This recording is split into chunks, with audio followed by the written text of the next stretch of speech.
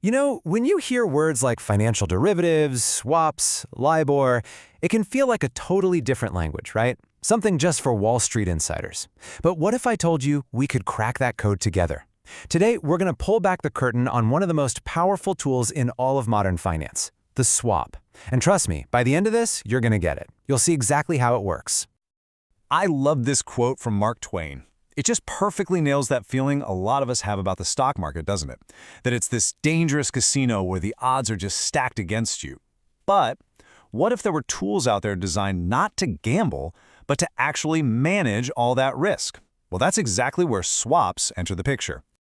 So, to really get a handle on these tools, I think we first need to understand the people who came up with them. So let's do that.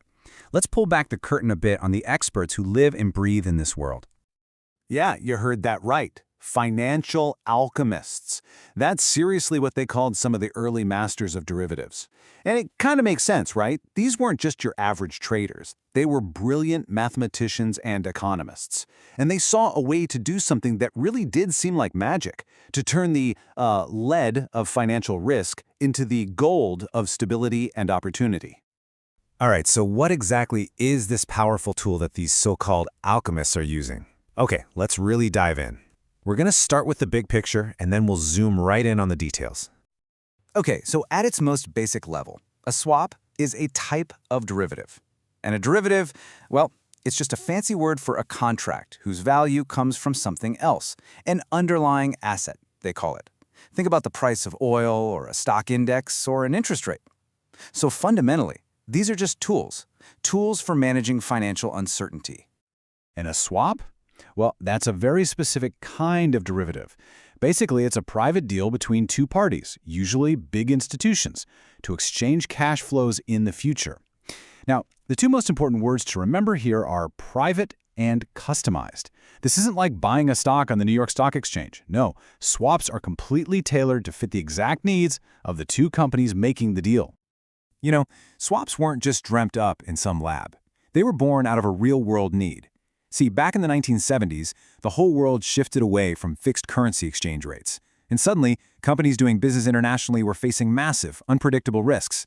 Then in 1981, this landmark deal happens between the World Bank and IBM, and it showed everyone just how elegantly swaps could solve this huge currency risk problem. And just like that, the modern swap market was born.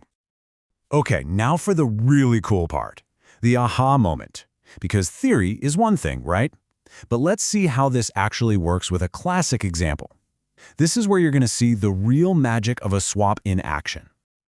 All right, so let's set the stage. We've got two companies. Company A has a stellar credit rating, so it can borrow money pretty cheaply.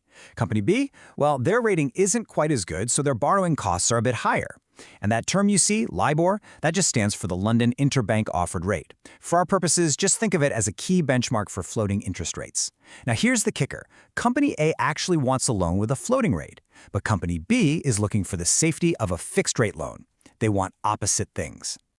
And this is the central puzzle. Just look at the numbers. Company A is better off in both markets. It can borrow more cheaply at a fixed rate and a floating rate. So logically, it seems impossible, right? What could Company B possibly offer them? How in the world can they structure a deal where they both save money? Well, the answer lies in this really elegant economic idea called comparative advantage. And it's not about who's the absolute best at everything, it's about each party focusing on what they are relatively best at. So yeah, Company A is better in both markets, but, and this is the whole key, its advantage is way bigger in the fixed rate market. That little gap, that difference, is where the opportunity is. So here's the play-by-play. First, each company goes out and borrows in the market where it has that comparative advantage. So Company A takes out the fixed-rate loan, even though that's not what it wants, and Company B takes out the floating-rate loan that it doesn't want. Then, they trade obligations. Company A says, hey, I'll pay your floating-rate bill, and in return, Company B says, great, I'll pay most of your fixed-rate bill. So, let's look at the outcome. After the dust settles and all the payments are swapped, Company A ends up paying a floating rate of LIBOR plus just 0.1%. That's a massive improvement over the 0.4% it would have paid on its own. And Company B? It locks in a fixed rate of 11.8%, saving them from that much higher 12.1% rate. I mean, look at that. They both came out ahead. They both won. And there it is. That number says it all. Each company saved 0.3% on their borrowing costs. It's incredible. They literally created value out of thin air just by exploiting this little inefficiency in the market. This is the core magic of an interest rate swap. A true win-win. Okay, so swaps are starting to sound like a perfect financial tool, right? A free lunch. But, like any powerful tool, they come with their own set of rules and, maybe more importantly, some pretty serious risks. So it's really all about understanding the trade-offs. On the one hand, the advantages are huge. Lower costs, super flexible risk management. You get it. But the downsides, you got to take them seriously. And the biggest, scariest one of all is what's called counterparty risk. This is the monster under the bed. What happens if the other company in your swap deal goes belly up and can't make its payments? The whole thing can just collapse. And you could be stuck holding a loan you never wanted in the first place. All right, let's step away from the clean textbook examples and see how this stuff plays out in the messy real world. How are these tools actually used? And sometimes, let's be honest, misused in the super complex world of global finance. Remember how we talked about those financial alchemists at the beginning? Well, check out this quote from a Korean financial news article from 2001. It shows that feeling is still very much alive. The term they use, 귀하신 몸, literally translates to precious body. It's what you'd call a VIP, someone incredibly important. And it just goes to show you, expertise in swaps is a rare and super valuable skill because it lets you pull off the kind of sophisticated moves we're about to talk about. All right, get ready for a real brain twister. Can you imagine taking out a loan where your total cost, the all-in price you pay, is actually lower than the interest rate printed on the contract? I mean, that sounds completely impossible, right? Like breaking the laws of finance. But that is exactly what South Korea's Nong Hipek managed to do.